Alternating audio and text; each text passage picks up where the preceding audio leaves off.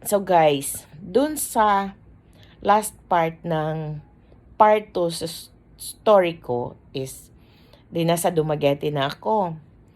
Nasa Dumaguete na ako, kasama kami ni Arlene, nagtrabaho sa Bahay Kamayan. Hindi talaga ako makapag-aral kasi gusto akong mag-aral. Itong si Ma'am Cerudo, Ma'am Erlinda Cerudo, teacher yan siya sa Siliman ng chemistry. So kinausap niya ako, sabi niya kung gusto mo talagang mag-aral, pwede ka doon sa akin. So ang ginawa namin doon, umalis ako doon sa Bahay Kamayan, lumipat pa ako ng Filipino Bakery doon sa Dumaguete sa May Tiangge. Nagtrabaho ako doon sa Filipino Bakery. Tapos siguro mga 2 linggo lang, lumipat na ako doon kay Ma'am Cerudo. Ginawa namin yon para hindi ma-offend si Inday Nene nga amo ko sa Bahay Kamayan. So yun ang inano namin para hindi siya ma-offend. Pero gusto ko talagang mag-aral kaya ginawa ko yun. Kaya ako umalis at lumipat. Pero inano muna namin na dumaan muna ako, nagtrabaho muna ako sa iba bago ako pumunta kay Ma'am Cerudo. So nung nasa kay Ma'am Cerudo na ako, nagbantay ako sa tindahan, yung naglalaba, nagluto, pero may kasama naman ako si Manang Edith. Tapos, yun, nakapag-aral talaga ako noon. 1988, bali second semester ng 1988, bali November, hanggang 1989 March, nakapag-aral talaga ako sa Dumaguete Cathedral College. Dati meron pa noon eh. Tapos, one sem lang talaga, secretarial, 12 units lang yung napag-aralan ko. Pero at least nakatry ng one sem. So yun, so nung time na yung kapatid ko tumawag sa akin kasi dinala na pala siya ni mama dito sa Cebu. Nandito na sila sa Cebu. So, nung tumawag yung kapatid ko na pasundin, papuntahin na lang ako dito sa Cebu para kami na lang ang magkasama, sabi ko sa kanya, tapusin ko na lang muna yung final. So, nung April ng 1989, dito na ako sa Cebu. April 1989. So, nung dito na, doon sa Talisay kami nakatira. So, si mama doon siya nakatira pero meron kasi siyang, 'di ba, may second husband siya. So, doon pero hindi kami totally talaga na doon kay mama kasi hindi kami magkasundo doon sa asawa ni mama. So, talagang kaming dalawa ng kapatid ko na si Bibing, dinadala-dala ko din siya kung saan ako. So, nag-apply akong trabaho dito. Pagdating dito sa Cebu, may mga tumutulong din sa akin kung yung during night time, saan matulog, ganyan. Doon sa Talisay. Tapos yung kapatid ko naman doon sa kaibigan niyang si Angel, doon na nagtutulugan. Ako, doon sa kanila ng nina, may mga tumutulong na mga kapitbahay nila ni mama doon. So hanggang nakapagtrabaho ako sa Lapu-Lapu as receptionist doon sa Heidelberg Hotel dati. Meron dyan dati sa Lapu-Lapu eh. Tapos, nung nandoon, nung sa Talisay pa pala ako, hinahanap ko yung tiyay nining ko. Yung tiyay nining ko na nakatira sa Lutupan. So, nung nahanap ko na, doon na ako, lumipat na ako doon. Hanggang si Tiyay Nining at saka si Choy Siso yung nagbibigay sa akin ng allowance mag-apply ako ng trabaho. So, doon, nakatrabaho ako sa Lapu-Lapu, doon sa Heidelberg Hotel. Nung nandoon na ako, naka-rent na ako ng room. Kaming dalawa ng kapatid ko, nag-rent kami ng room doon sa Pusok. Tapos, hinahanap ko na naman yung isa kong auntie na pinsan ni Papa na nakatira sa Mactan Air Base. So, nung nahanap ko na si Tita Paz, kinuha kami ni Tita Paz doon sa boarding house namin. At saka, umalis na din ako doon sa pinagtrabahoan ko kasi pinapa-apply ako ni Tita doon sa MEPSA, doon sa Export Processing Zone. So, umalis ako doon sa Heidelberg Hotel. So, dun na ako nag-ano sa MEPSA, apply ako ng apply. Alam nyo ba guys na minsan nahihilo na ako doon kasi 5 o'clock in the morning ando na kami nakapila para kumuha ng exam. Tapos hindi talaga ako makapasa. Umiiyak ako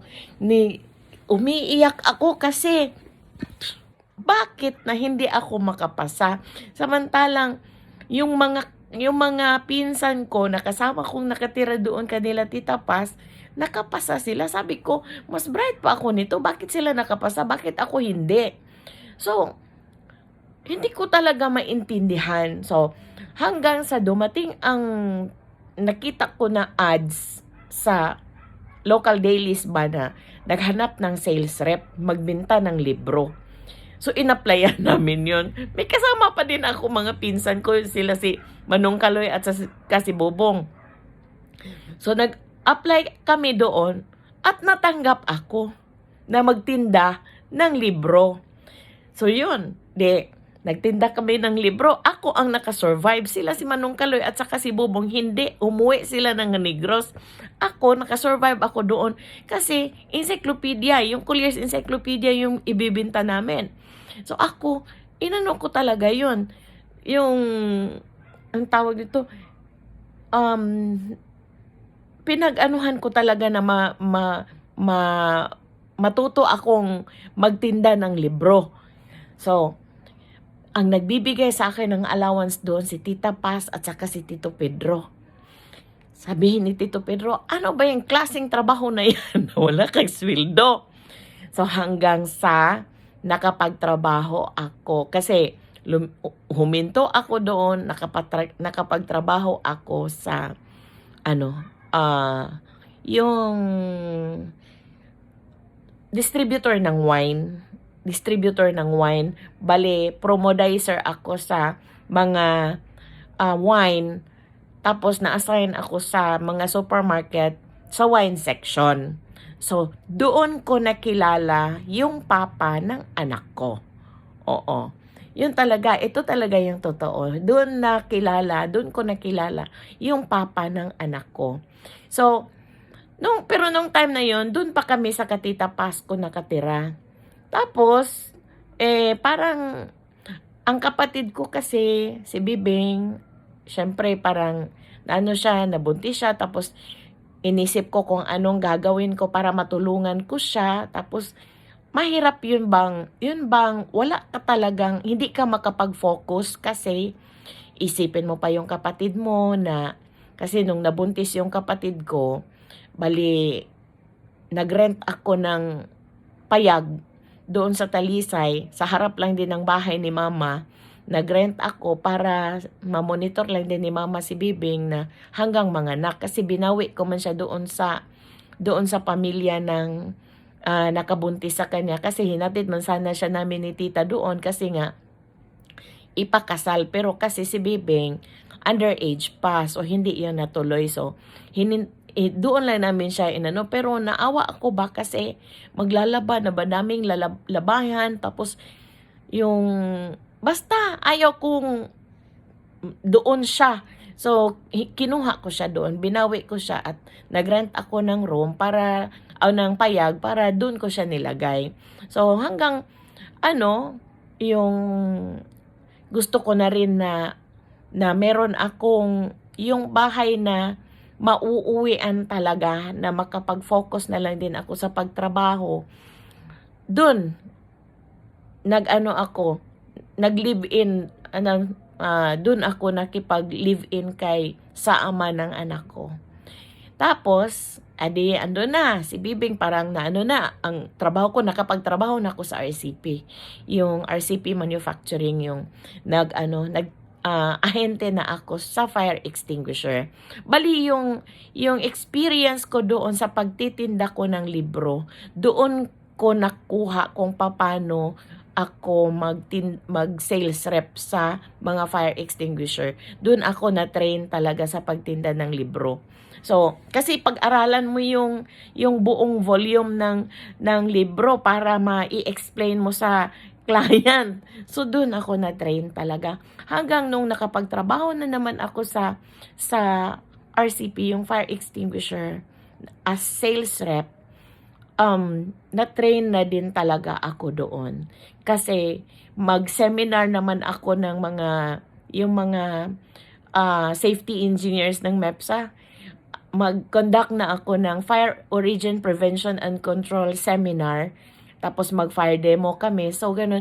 Kasi tinitrain din kami ng company kung paano yung mga personality development, kung paano kami yung makipag-usap. So, ganun yung tinuturo sa amin. So, doon talaga nag-start yung medyo umangat-angat ng konti yung buhay ko. Pero, alam nyo guys, doon ko na na-realize. Kasi nung nag-sales rep na ako sa fire extinguisher, sa fire protection, sales rep na ako, pumupunta na ako doon sa mga company sa MEPSA na pinag-applyan ko na yung mga pinsan ko, yung mga kakilala ko, andun nagtrabaho sa production.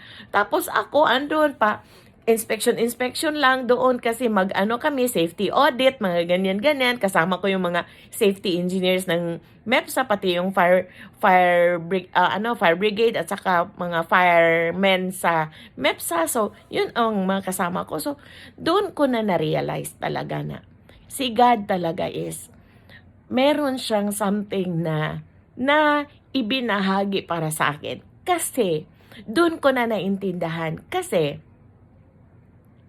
kung nakapagtrabaho ako doon sa MEPSA, as production worker doon sa MEPSA, yung sweldo ko is magiging fixed. Kasi daily rate yon. Whereas nung ako, nagiging ahente ako doon sa fire protection, may sweldo ako, may commission pa. Kaya, naano ko yung needs ng pamilya ko. Kasi ako yung bumubuhay ng buong pamilya ko. Mama, yung dalawa kong kapatid na anak ni mama sa pangalawang asawa. So, ako yung bumubuhay. Tapos, meron na din akong anak kasi nagkaanak na din ako. So, yun, na pati yung anak ng kapatid ko. So, yun, ako ang bumubuhay sa lahat. Kaya, yung actually, maski yung trabaho ko sa RCP, naka-award ako palagi. Every month, awardee ako. Hindi ito pagyayabang. Totoo talaga. Kasi meron man ko mga kasama na sa trabaho na mga friends ko din. Sana mapanood nila Alma ito. Sila June. At iba pa ko pang mga kasama sa trabaho dati. Alam nila yon. Lagi akong naka-award dahil ewan ko ba kasi yung mga customers ko, mga kaibigan ko na, yung mga naging kaibigan ko na, yung mga clients. Kasi yung mga area ko is San Miguel, Coca-Cola, mga ganyan ba. Malalaking company yung mga hinahawakan ko dati. So yun, yun yung umpisa talaga na medyo nakaginhawa-ginhawa ng konti yung pamumuhay namin. Hanggang sa kasi yung papa ng anak ko, meron siyang pamilya sa Manila. At pinauwi ko siya kasi gusto kong actually 1-year-old pa lang yung anak ko. Gusto ko na talaga siyang umuwi sa kanila. So, yun, pinauwi ko talaga at nangyari naman kasi gusto ko na yung buhay ko ba na magiging kung makakita man ako ng magiging asawa ko. Yung talagang magiging asawa ko na single, ganyan. So, yun, hanggang dumating itong asawa ko. Ngayon, nagkakilala kami is 2005. At alam nyo guys, ito mahaba tong storya ko ngayon kasi last part na ito. Alam nyo guys, siguro kasi si God, nakikita niya kung ano yung mga sacrifices ko na para sa pamilya ko, nakita niya. At alam niyo ba kung ano yung pinakamalaking blessing na binigay niya sa akin? Yung asawa ko, si Emilio. Siya talaga yung blessing na binigay ni God sa akin kasi siya yung tumutulong sa akin, sa amin, hindi lang sa akin, sa aming lahat, sa aking mga kapatid. Siya yung tumutulong talaga sa amin. Siya yung, kung ano ang meron kami ngayon, credit yun sa asawa ko, si Emilio. Yun talaga. Kasi may nagtatanong dyan sa may nag-comment dyan sa first video ko na hindi ko daw binabanggit yung asawa ko. Wala silang nakikita na may nagtatanong, wala siyang nakikita na asawa ko. Actually, wala siya dito, nasa Amerika, at wala siyang Facebook kasi ayaw niyang mag-Facebook. So, yun talaga ang totoo. So, yung asawa ko, siya talaga ang nagbigay sa amin kung ano ang meron sa amin ngayon. Yun talaga ang totoo. Alam nyo guys, kasi minsan, si God, di ba minsan sinasabi natin na yung karma dumating sa buhay mo, iba-ibang style, ibang pamaraan, yung ibang karma na ibibigay sa'yo. Kung karmahin ka, iba ang pamaraan. Pero alam nyo guys, si God, pag bigay naman sa'yo ng grasya, iba-ibang paraan din. So, yung grasya na binigay niya sa akin is ginamit niya yung asawa ko si Emilio. Siya yung the biggest blessing. Siya yung binigay na instrumento ni God para sa amin na makatulong sa amin, sa akin particularly. So yun talaga ang totoo guys, kung paano at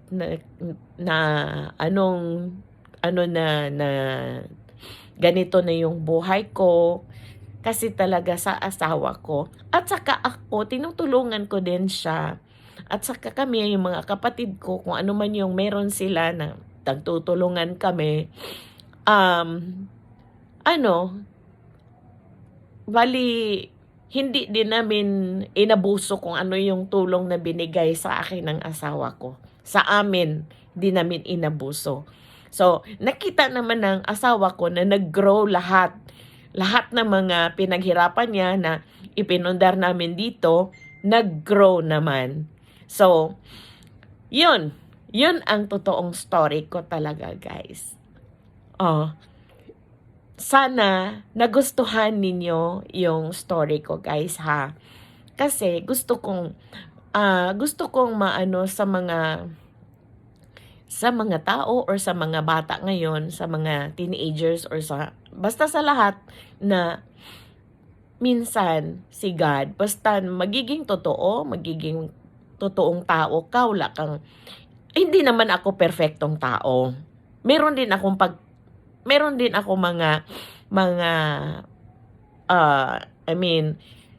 anong tawag doon? Meron din ako mga nagagawang hindi maganda, pero ina-acknowledge ko yon. At saka naghingi din ako ng patawad kay God. At saka ina-acknowledge ko yon. Inano ko yon kay God na ito, kasalanan ito. So, at saka yun.